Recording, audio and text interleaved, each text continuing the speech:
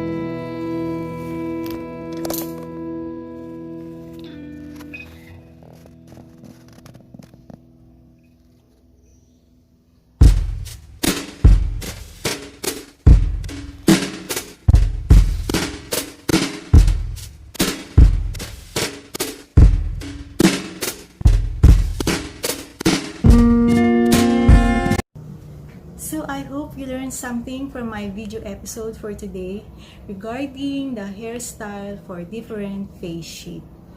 But this is one important reminders for all of us. Be sure to have a self-confident.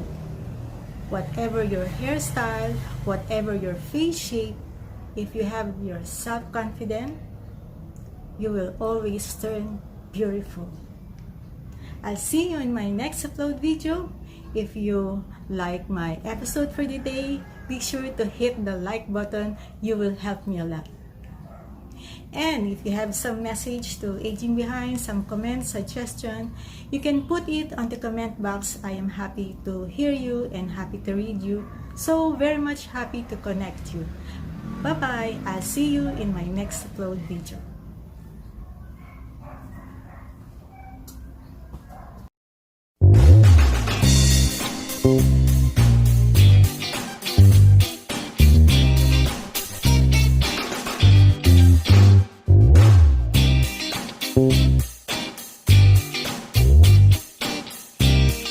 Thank you.